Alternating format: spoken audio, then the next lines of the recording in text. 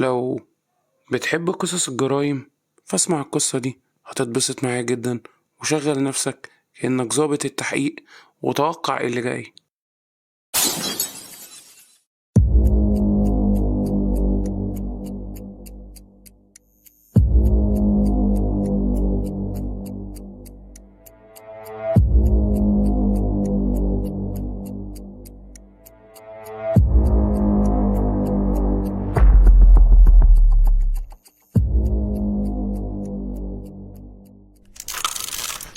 أنا سامح النجار، ضابط مباحث شغال بقالي 15 سنة في إدارة التحقيقات.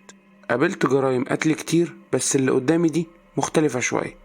الضحية عادل مختار، راجل أعمال معروف وعنده استثمارات في كل حاجة تقريبا، من العقارات لحد المستشفيات. مكان الجريمة بتاعته الفيلا بتاعته في التجمع الخامس، ووقت الوفاة الساعة 3:33 صباحا 15 مارس 2025.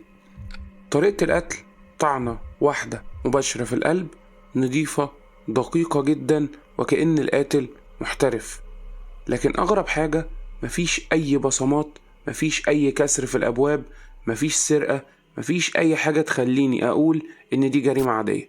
والأغرب من كل ده الورقة اللي لقيناها جنبه، واللي مكتوب فيها النهاية بدأت من 20 سنة. لما دخلت الفيلا كانت واسعة جدا، فيها تحف وأنتيكات كتير وكل حاجة في مكانها، مفيش أي علامات لا شغب ولا مقاومة. ولما دخلت أوضة المكتب، جثة عادل مختار كانت مرمية على الكرسي، راسه مايلة للجنب وعينيه مفتوحة. وركز معايا في التفاصيل دي، جنبه كان في ساعة مكسورة العقرب بتاعها واقف عند 3:33 بالظبط. قربت أكتر من الجرح نضيف، مفيش تكرار للطعن، يعني القاتل كان محترف وهو عارف بيعمل ايه بالملي.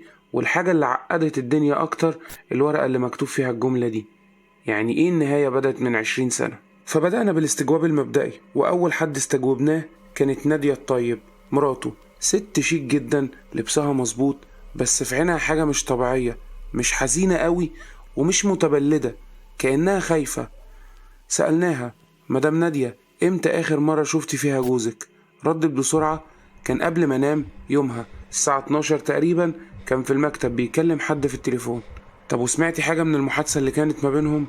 قالت لهم لأ، بس صوته كان عالي وكان بيقول حاجة عن ظرف اسود، انا معرفش تفاصيله. طيب، ظرف اسود هي حاجة تتحط في لغز القضية.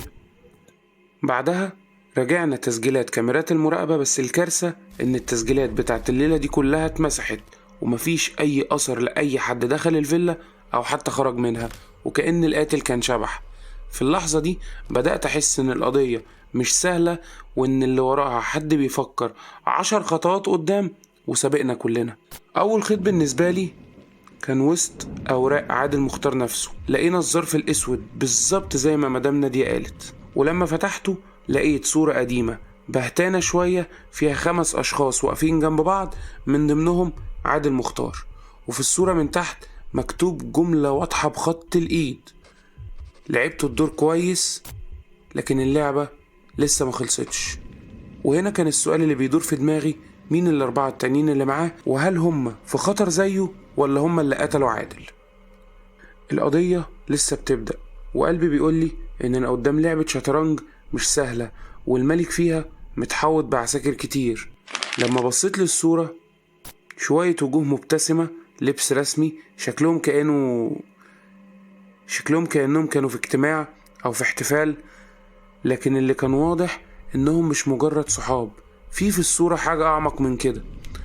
قلبت الصورة ولقيت اللي صدمني، لقيت تاريخ مكتوب بالقلم الجاف: 15 مارس 2005. يعني فعلا من 20 سنة بالظبط، زي ما الجملة الغامضة اللي كانت ساعة قتل عادل ما قالت. وفي لحظتها حسيت ان الصورة ليها علاقة بالقضية، فقررت ادور على ال4 اشخاص التانيين اللي موجودين في الصورة، يمكن نوصل لمفتاح القضية. كلمت شريف البدري، وده مساعد ليا في المباحث. قلت له: عايزك تجيب لي كل المعلومات عن ال4 اللي في الصورة دي، اسماء وعناوين، اي حاجة توصلنا ليهم. بعد ساعتين كان عندي تقرير كامل قدامي بال4 اشخاص.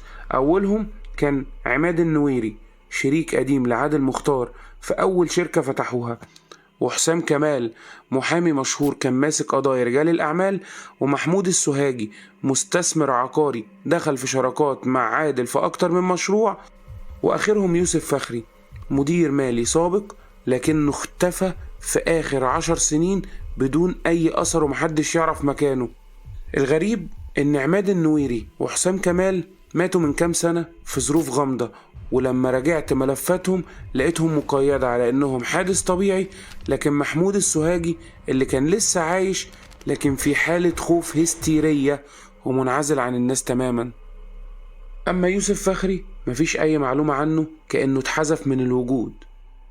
وساعتها كان طريقنا محدد. وصلت الفيلا محمود السوهاجي في زايد، كانت عبارة عن بيت ضخم بس مهجور كأن صاحبه مش ساكن فيه. البوابة كان عليها 3 كاميرات مراقبة، والسكرتير اللي استقبلني كان متوتر جدا وشكله خايف. أول ما شفته عرفته بنفسي، أنا المقدم سامح النجار، وعندي أسئلة ضرورية للأستاذ محمود أتمنى يجاوبني عليها. السكرتير اتردد شوية وقال لي هو مش بيقابل حد، بس أنا ممكن أستأذن منه. وبعد محاولات دخلنا الأوضة، لقيت محمود السوهاجي قاعد في الضلمة في ركن قدامه كوباية شاي باردة وعينه ثابتة في نقطة واحدة في الحيطة. رميت عليه السلام وقلت له أستاذ محمود، عندي أسئلة بخصوص مقتل عادل مختار. رفع عينه عليا بسرعة وبصلي بنظرة مليانة رعب وسألني بصوت واطي، هو احنا دورنا جه خلاص؟